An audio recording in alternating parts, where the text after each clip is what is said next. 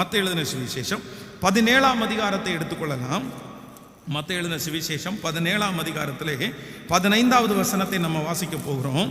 17ஆம் அதிகாரம், ஸ்தோத்திரம், 17ஆம் அதிகாரத்திலே 15வது வசனத்தை நாம் சேர்ந்து வாசிக்கலாம். ஆண்டவரே, என் மகனுக்கு இரங்கும், அவன் சந்திர ரோகியாய் கொடிய வேதனைப்படுகிறான், அடிக்கடி தீயிலும் அடிக்கடி ஜலத்திலும் விழுகிறான். அவனை உம்முடைய சீசர்களிடத்திற்கு கொண்டு வந்தேன், அவனை சொஸ்தமாக்க அவர்களால் கூடாமற் போயிற்று என்றார். இயேசு பிரதியுத்தரமாக, விசுவாசம் இல்லாத மாறுபாடான சன்னதியே, எதுவரைக்கும் உங்களோடு இருப்பேன், எதுவரைக்கும் உங்களிடத்தில் பொறுமையாய் இருப்பேன், அவனை என்னிடத்தில் கொண்டு வாருங்கள் என்றார். இயேசு பிசாசை அதட்டினார்.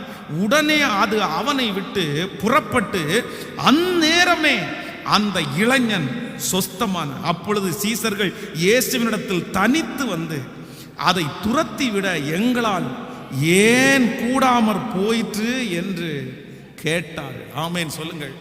வேதம் சொல்லுது, ஒரு வாலிப மகனுடைய தகப்பனார் அந்த வாலிப மகனை ஆண்டவரிடத்துல கொண்டு வந்து சொல்றாரு, இந்த பையனை பாருங்க ஆண்டவரே, இவனுக்குள்ள ஒரு பெரிய பிரச்சனை இருக்குது. அது இவனுக்குள்ள இருக்கிற பிசாசு சில நேரத்தில் தீயிலும் சில நேரத்தில் தண்ணீரிலும் இதை தள்ளி விடுது. ஸோ இவனை சுகமாக்குறதுக்கு ஒருவராலும் முடியல.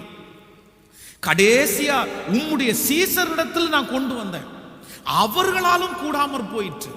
இப்ப என்ன பண்றதுன்னு தெரியல. உடனே வேதம் சொல்லுது, ஆண்டவர் தன்னிடத்தில் கொண்டு வர சொல்லி அந்த மகனுக்குள்ளே இருந்த அந்த வியாதியிலிருந்து கர்த்தர் பரிபூரணமான சுகத்தை கொடுத்தார். அப்போ நான் நம்புறேன், சில நேரத்தில் ஊழியக்காரங்களுக்கு கூட அது கடினமா இருக்கலாம். அது ஊழியக்காரங்களும் மனிதர்கள் தானே. நீங்கள் நம்பி இருக்கிற மனிதர்கள், இந்த நபரிடத்துல போனா இந்த காரியம் நடக்கும். அதான் தன்னுடைய அந்த பிள்ளையினுடைய தகப்பன் நினைக்கிறார், இவரிடத்துல போனா இந்த சீடர்கள் ஜெபம் பண்ணா போதும், அவ்வளவுதான், ஆண்டவரோடு நடக்கிறவர்கள் தானே. அந்த சீடர்கள் எத்தனையோ அற்புதங்கள் அவர்கள் மூலமா நடக்குது, என் பிள்ளைக்கு அவங்க சுகம் கொடுக்க மாட்டாங்களா? அவன் நம்பி போன அவர்களால கூட முடியல. ஆனா வேதம் சொல்லுது, என் ஆண்டவர் அதை சுலபமா ஒரே அதட்டுல கர்த்தர் அவர் பெரிய அற்புதம் செய்து விடுதலையை கர்த்தர் தந்தார். அந்த தேவன் தான் இன்றைக்கு வாக்கு கொடுக்கிறார். நீங்க நம்பி இவங்களால ஆகும் அப்படின்னு போனவங்களாகவே அவர்களே உங்களை கைவிரிச்சிருந்தா கூட என் தேவனுக்கு அது அற்ப காரியம்னு கர்த்தர் சொல்றார். இது மட்டுமல்ல, நீங்கள் யோவான் சுவிசேஷத்திலே வாசிப்பீர்களே ஆனால் 6ஆம் அதிகாரத்தை எடுத்துக்கொள்ளலாம். யோவான் எழுதின சுவிசேஷம் 6ஆம் அதிகாரத்திலே, ஸ்தோத்திரம், 6ஆம் அதிகாரம் 5வது வசனத்தை நம்ம வாசிக்கும் போது, 6ஆம் அதிகாரம் 5வது வசனத்தை வாசிக்கலாம். 6ஆம் அதிகாரம் 5வது வசனம், இயேசு தம்முடைய கண்களை ஏறெடுத்து பார்த்து திரளான ஜனங்கள் தம்மிடத்தில் வருகிறதை கண்டு பிலிப்புவை நோக்கி, இவர்கள் சாப்பிடத்தக்க அப்பங்களை எங்கே கொள்ளலாம் என்று கேட்டார். தாம் செய்ய போகிறதை அறிந்திருந்தும் அவனை சோதிக்கும்படி இப்படி கேட்டார். பிலிப்பு அவருக்கு பிரதியுத்தரமாக, இவர்களில் ஒருவனாகிலும் கொஞ்சம் கொஞ்சமாக எடுத்துக்கொண்டாலும் 200 பணத்திற்கு அப்பங்களும் இவர்களுக்கு போதாதே என்றான். அப்பொழுது அவனுடைய சீடரில் ஒருவனும் சீமோன் பேதுருவின் சகோதரனுமாகிய அந்திரேயா அவரை நோக்கி, இங்கே ஒரு பையன் இருக்கிறான், அவன் கையில் 5 வாற்கோதுமை அற்பங்களும் 2 மீன்களும் உண்டு, ஆகிலும் அவைகள் இத்தனை ஜனங்களுக்கு எம்மாத்திரம் என்றான். இயேசு ஜனங்களை உட்கார வையுங்கள் என்றார். அந்த இடம் மிகுதியான புல்லுள்ளதா இருந்தது. பந்தி இருந்த புருஷர்கள் ஏறக்குறைய 5000 பேர் இருந்தார்கள். இயேசு அந்த அப்பத்தை எடுத்து ஸ்தோத்திரம் பண்ணி சீசரிடத்திற்கு கொடுத்தார். சீசர்கள் பந்தி இருந்தவர்களுக்கு கொடுத்தார்கள். அப்படியே மீன்களையும் அவர் எடுத்து அவர்களுக்கு வேண்டியதை மட்டும் கொடுத்தார். அவர்கள் திருப்தி அடைந்த பின்பு அவர் தம்முடைய சீசர்களை நோக்கி, ஒன்றும் சேதமாய் போகாதபடி மீதியான துணிக்கைகளை சேர்த்து வையுங்கள் என்றார். அந்தபடியே அவர்கள் சேர்த்த வாற்கோதுமை அப்பங்கள் 5 அவர்கள் சாப்பிட்டு மீதியான துணிக்கையிலே 12 கூடைகளை நிரப்பினார்கள். ஆமேன் சொல்லுங்க. இங்க இந்த சம்பவம் நமக்கு தெரியும். ஆண்டவர் திரளான ஜனங்களை பார்த்து சொல்றாரு, பிலிப்போ பார்த்து சொல்றாரு, இவங்க ஏதாவது சாப்பிட்றதுக்கு இவங்களுக்கு கொடுக்க முடியுமா? அவன் சொன்னா, 200 பணத்திற்கு அதிகமான பணத்துக்கு வாங்கினா கூட இவங்க என்ன பண்ண, திருப்தியா சாப்பிட முடியாதுப்பா, இவங்களுக்கு எப்படி சாப்பாடு கொடுக்க முடியும்? ஆனா ஆண்டவர் 5 அப்பத்தையும் 2 மீனையும் எடுத்து ஆசீர்வதித்து அவங்க எல்லாருக்கும் கொடுத்ததற்கு போக 12 கூட நிறைய ஆண்டவர் மிச்சம் எடுத்தார். அந்த சீடர்களுக்கு ஆண்டவர் என்ன காமிச்சார் அப்படின்னா, எத்தனை 1000 பேர் இருந்தாலும், நம்ம கையில் இருக்கிறது எவ்வளோ குறைவாக இருந்தாலும் ஆண்டவரால் செய்து முடிக்க முடியும். அவருக்கு அற்பமான காரியம் என்று அங்கே நிரூபித்த கர்த்தர் இன்றைக்கு நமக்கு திரும்பவும் வாக்கு கொடுக்கிறார். நான் அன்னைக்கு அப்படி செய்வேன், ஆனால் உன் வாழ்க்கையிலே அது தேவை எவ்வளோ பெரிதாக இருந்தாலும் எனக்கு செய்வது கர்த்தருக்கு அற்ப காரியம். ஆமென். இந்த இடத்துல லேசான காரியம்னு கூட இல்லை. என்ன காரியம்? அற்ப காரியம். அது அது நம்ம ஊர் பாஷைப்படி போனால் வித்தியாசமாக சொல்லலாம். ரொம்ப அது ஒன்றும் இல்லை, அது ஒன்றும் இல்லை. கர்த்தர் பார்வைக்கு அது பெரிய விஷயமே இல்லை. ஆமேன்னு சொல்லுவோம். இந்த வசனத்தை நான் தியானிக்கும் போது ஒரு 3 காரியங்களை ஆண்டவர் என்னுடைய இருதயத்திலே பேசினார். அப்படி என்றால், ஒரு மனிதனை ஆண்டவர் உயர்த்துவது, எப்படிப்பட்ட மனிதனை உயர்த்துவது ஆண்டவருக்கு அது பெரிய விஷயம் இல்லை அப்படின்னு ஒரு 3 காரியத்தை இன்றைக்கு வேகமாய் சொல்லி உங்களுக்காக ஜெபிக்க போறேன். முதலாவதாக 1 எடுத்துக்கொள்ளலாம். 1 கொரிந்தியர் எடுத்துக்கொள்ளலாம். 1 கொரிந்தியர் 1ஆம் அதிகாரத்திலே 27வது வசனத்தை நாம் வாசிக்க போகிறோம். 1 கொரிந்தியர் 1ஆம் அதிகாரம் 27வது வசனத்தை நாம் சேர்ந்து வாசிக்கலாமா? ஞானிகளை வெட்கப்படுத்தும்படி தேவன் உலகத்தில் பைத்தியமானவைகளை தெரிந்து கொண்டார். பலம் உள்ளவர்களை வெட்கப்படுத்தும்படி தேவன் உலகத்தில் பலவீனமானவைகளை தெரிந்து கொண்டார். நன்றாய் கவனிங்கள் ஆண்டவருடைய பிள்ளைகளே. ஆண்டவருக்கு எது கடினம் இல்லை, எது சுலபம், அதான் நம்மை உயர்த்துவது, நம்மை ஆசீர்வதிப்பது ஆண்டவருக்கு சுலபம்னு சொல்றாரு. ஆனாலும் ஒருவேளை நான் சொல்ல போகிற இந்த 3 கூட்டத்தில் ஏதோ ஒரு லிஸ்ட்ல நீங்க இருப்பீங்க.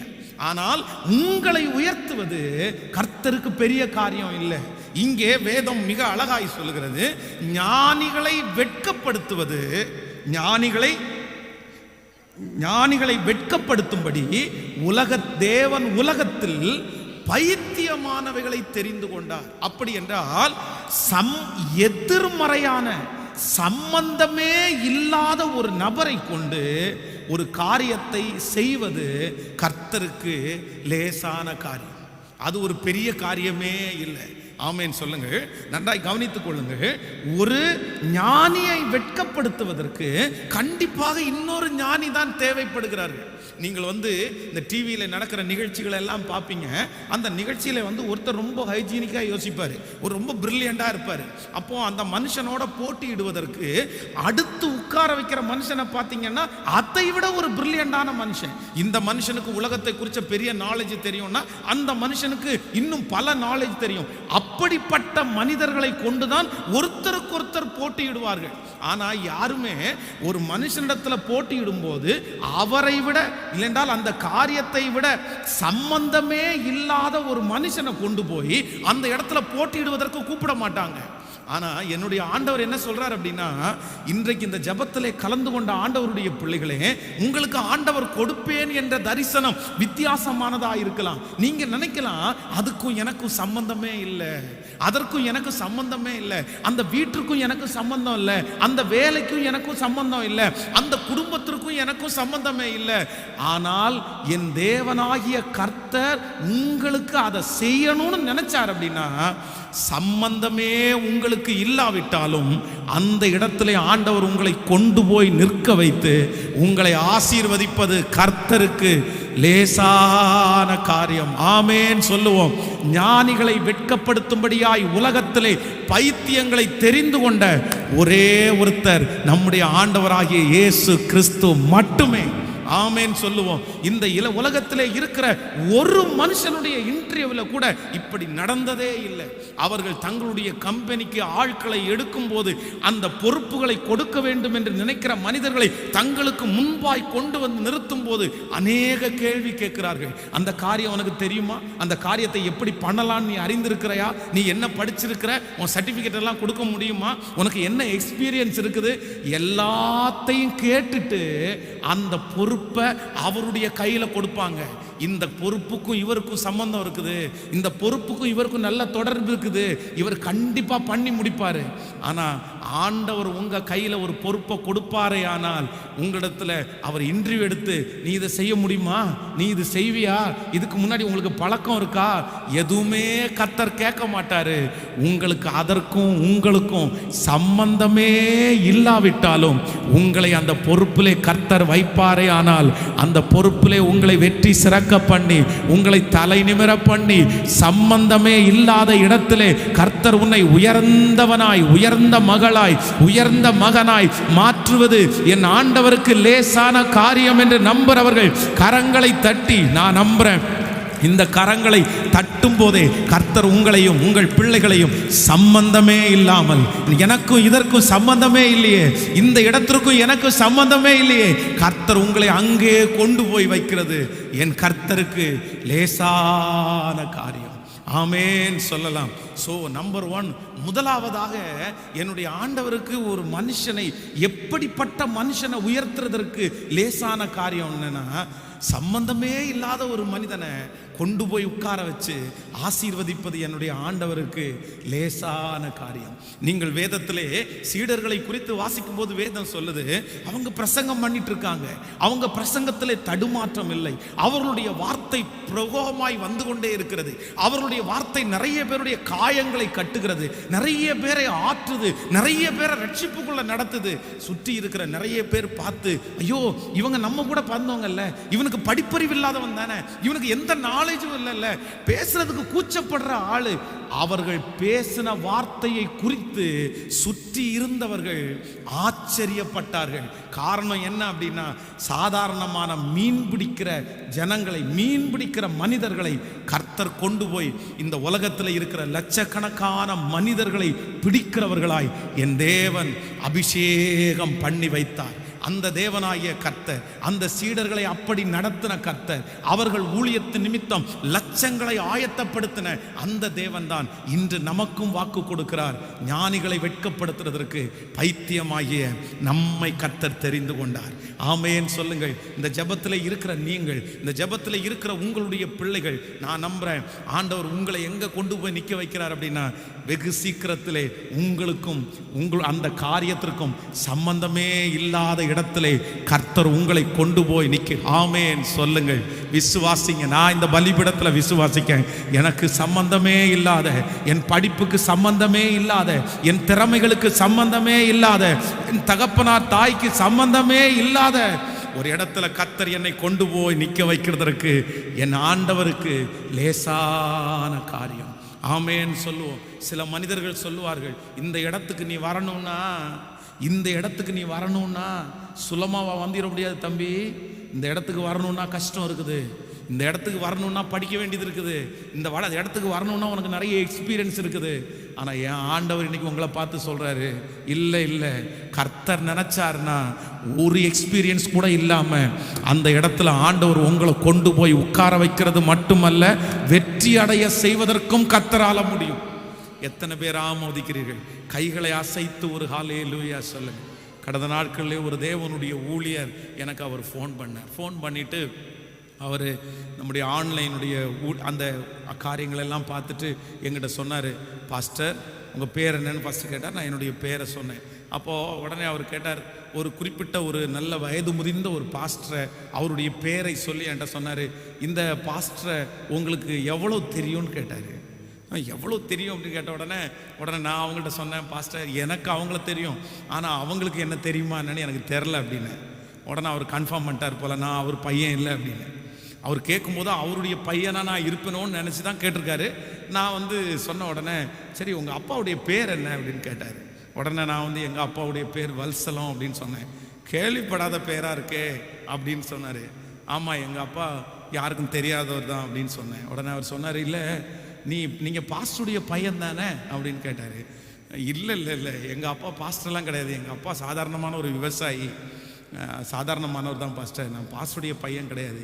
இல்லை இல்லை, நான் உங்களுடைய ஊழியத்தை பார்த்து நீங்கள் ஏதோ இந்த மாதிரி ஒரு முக்கியமான சில பாஸ்டர்ஸை ஞாபகம் வச்சு இவங்களுடைய பையனாக இருக்குமோ அப்படின்னு நான் நினச்சேன். அப்படின்னு சொன்னார். அப்போது நான் என்ன யோசித்தேன் அப்படின்னா, நம்முடைய தேவன் என்னுடைய குடும்பத்திற்கும் ஊழியத்திற்கும் எந்த விதமான சம்மந்தமும் இல்லை. என் குடும்பத்திலே என் வம்சத்திலே ஒரே ஒரு ஊழியக்காரன் இன்னைக்கு நான் மட்டும்தான் இருக்கிறேன். ஆனால் ஆண்டவர் சம்பந்தமே இல்லாத ஒரு இடத்துலேருந்து கொண்டு வந்து இன்றைக்கு இந்த ஊழியத்திலே என்னை நடத்துவது கர்த்தருக்கு அது லேசான காரியம். ஆமேன்னு சொல்லுவோம். அப்படி இருக்குமானால் நான் சொல்கிறேன், என்னை அப்படி நடத்துவானால் இந்த ஜெபத்தில் இருக்கிற உங்களை அப்படி நடத்துவது கர்த்தருக்கு லேசு. ஸோ நம்பர் 1, முதலாவதாக நீங்கள் எதுக்கு பயப்படக்கூடாதுன்னா, எனக்கு சம்பந்தமே இல்லாத இடத்துல நான் எப்படி பாஸ்டர் போய் நிற்பேன்? அந்த இடத்துல போய் நிற்கிறதுக்கு எனக்கு என்ன சம்பந்தம் இருக்குது, என்ன படிப்பு இருக்குது? ஆண்டவர் நினைச்சாருன்னா கர்த்தருக்கு அது மிகவும் லேசு. ஆமேன். யாரோ ஒருத்தர் நீங்கள் கேட்டுக்கொண்டிருக்கலாம், யாரோ ஒருத்தருக்கு அந்த காரியங்கள் இருக்கலாம், எனக்கு இப்படிப்பட்ட ஒன்று வந்திருக்குது, ஆனால் எனக்கு அதில் சம்பந்தம் இல்லை, எனக்கு நிறைய பேர் என்னை ரிஜெக்ட் பண்ணிட்டாங்க, நிறைய பேர் என்னை தூக்கி போட்டாங்க. ஆனால் ஆண்டவர் நினச்சார் நாங்கள் கொண்டு போய் நிற்க வைக்க வல்லவர். கையை மேலே உயர்த்தி சொல்லுங்கள். இந்த முதல் காரியத்தை சொல்லி ஜெபிங்க.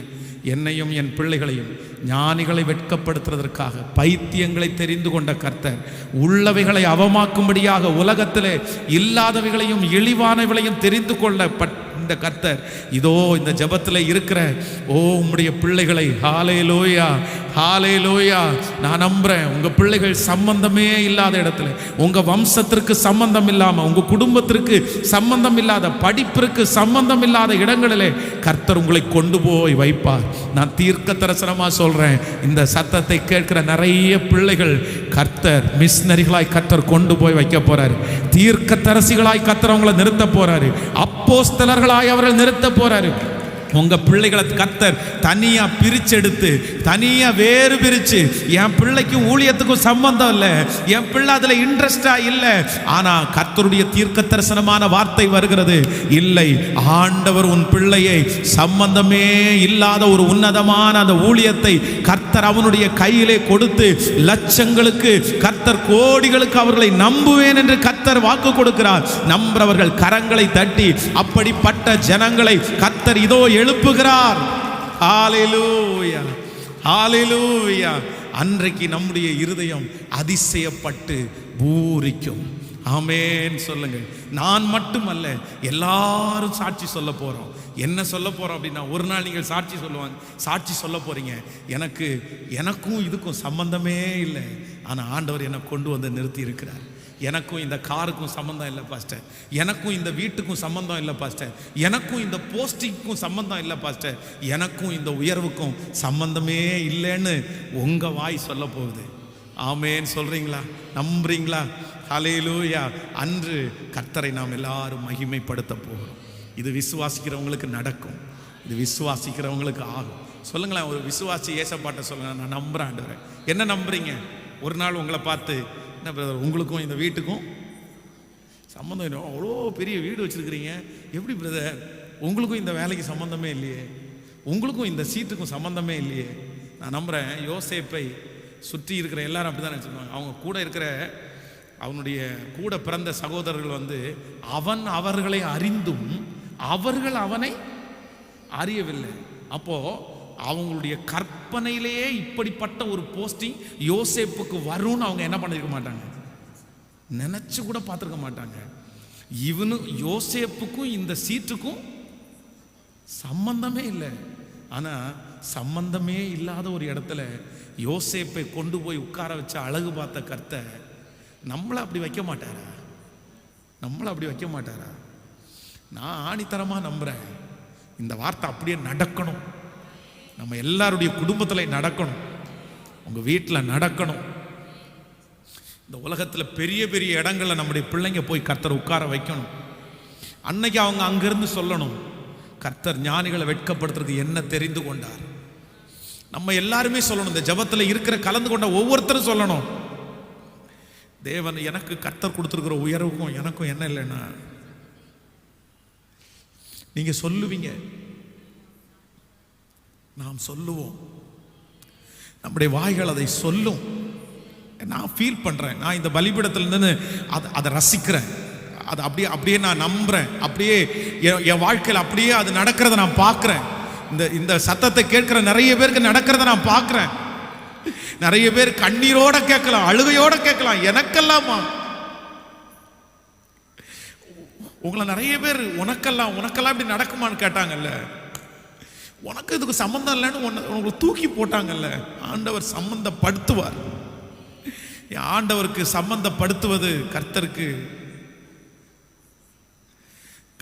லேசான காரியம். கர்த்தருக்கு லேசான காரியம். கர்த்தருக்கு லேசான காரியம். கையை மேல உயர்த்தி ஆண்டவரே, thank you Jesus, thank you Jesus. Hallelujah, hallelujah, hallelujah, hallelujah. இன்னைக்கு நிறைய பேர் ரிஜெக்ட் பண்ணப்படுகிறீங்க. தேவனுடைய பிள்ளையை நிறைய பேரை ரிஜெக்ட் பண்றாங்க. இங்க வராத, இங்க உட்காராத, இந்த வண்டியை தொடாத, இந்த வீட்டுக்குள்ள வராத, தூரத்தில் நின்று பேசு, கை கட்டி பேசு.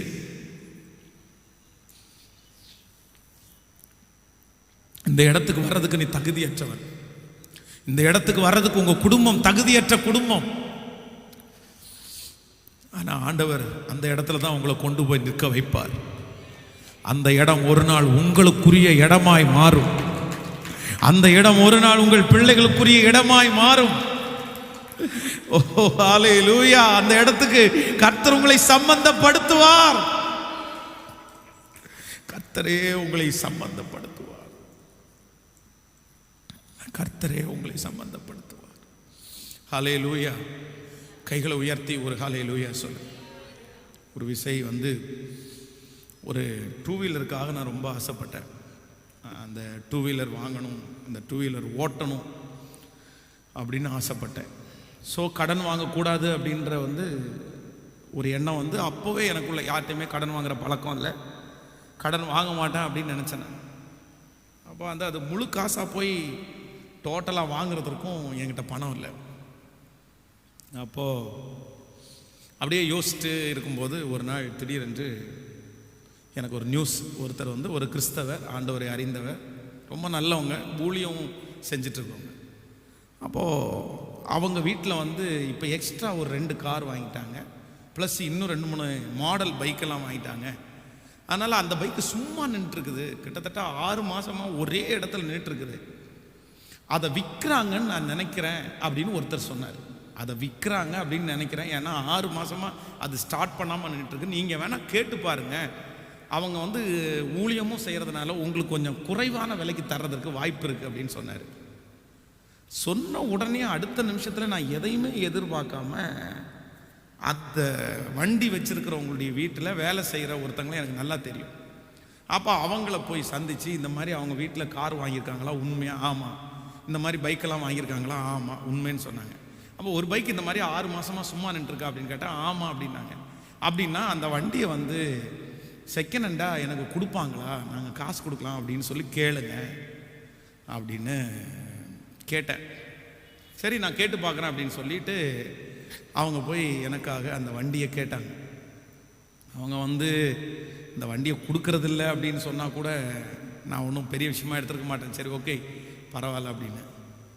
ஆனால் அவங்க என்ன சொல்லிட்டாங்க அப்படின்னா, அது ரொம்ப கஷ்டமான ஒரு வார்த்தையை சொன்னாங்க. ஆசைப்படலாம், ஆனால் எங்கள் வண்டிக்கே இப்படி ஆசைப்படலாமா அப்படின்ற மாதிரி ரொம்ப காயப்படுத்துகிற மாதிரி ஒரு வார்த்தையை சொல்லி அனுப்பிட்டாங்க. அவங்க எங்கிட்ட இந்த மாதிரி சொன்னாங்க, இந்த மாதிரி ரொம்ப என்னையும் பிடிச்சி திட்டாங்க. நீ அவர் சொன்னார் அப்படின்றதுக்காக உனக்கு புத்தி இல்லையா? நீ எங்கள்கிட்ட கேட்டிருக்கேன்னு என்னையும் பிடிச்சி சொன்னால் உங்களால் நானும் திட்டு வாங்கிட்டேன். அது பல ஆண்டுகளுக்கு முன்பாக. ஆனால் சரி, ஓகே, அப்படியே விட்டாச்சு. நாட்கள் தாண்டினது, வருஷங்களெல்லாம் தாண்டிருச்சு. ஆனால் இன்று இப்போ அட் ப்ரெசண்ட் அவர்களுடைய குடும்பத்தில் இருக்கிற நபர்கள் என்னை மிக அன்பாய் கனமாய், அவங்க இடத்துல சொன்ன ஒரு வார்த்தை உங்கள்கிட்ட சொல்கிறேன்.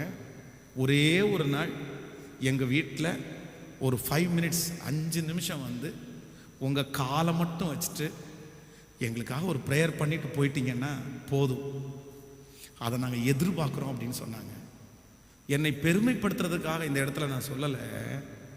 நம்முடைய ஆண்டவர் வந்து உனக்கும் இந்த உயர்வுக்கும் சம்பந்தம் இல்லை அப்படின்னு எங்கெல்லாம் நம்மளை தூக்கி வேணான்னு போடுறாங்களோ, என் பிள்ளைக்கு அந்த இடத்துல சம்பந்தம் இருக்குன்னு நம்மளை கொண்டு போய் உட்கார வைக்கிறவர் அவர். அதை என் கண்ணால் நான் பார்க்குறேன். அதை நீ நினச்சி பார்க்கும்போது அவங்க அன்னைக்கு சொன்னது உண்மைதான். நான் உடனே உண்மைன்னு தான் சொன்னேன். நான் வந்து அவங்களுடைய சொன்னதுக்கு உண்மைதான், உங்கள் வண்டியை கேட்டது தப்பு, நான் வந்து காரியம் அறியாமல் நான் கேட்டுட்டேன். ஏன்னா உங்கள்கிட்ட கேட்குற அளவுக்கு எனக்கு தகுதி அன்னைக்கு இல்லை, அந்த அளவுக்கு என்கிட்ட பணம் இல்லை. நான் அப்படி கேட்டிருக்கவும் கூடாது, தவறு தான் கண்டிப்பாக. அது நான் வந்து நான் ஃபீல் பண்ணுறேன், நான் தப்பு தான், உங்கள்கிட்ட கேட்டது தப்பு தான் அப்படின்னு தான் நான் சொன்னேன். மிஸ்டேக் பண்ணிட்டேன், நான் கேட்டிருக்க வேண்டாமா இருந்துச்சு அப்படின்னா. ஆனால் ஆண்டவர் அதை பார்க்கிறார், ஆண்டவர் அதை பார்க்கிறார். என் ஆண்டவருக்கு நம்மை கொண்டு போய் அங்கே நிறுத்துவது கர்த்தருக்கு லேசான காரியம். அப்போ உங்கள் மனசில் நீங்கள் என்ன நினைக்கணும் அப்படின்னு சொன்னால், சம்பந்தமே இல்லாத இடத்துல என்னை கொண்டு போய் நிற்க வைக்கிறது கர்த்தருக்கு லேசான காரியம். ஆமோதிக்கிறீங்களா? எத்தனை பேர் விசுவாசிக்கிறீங்க?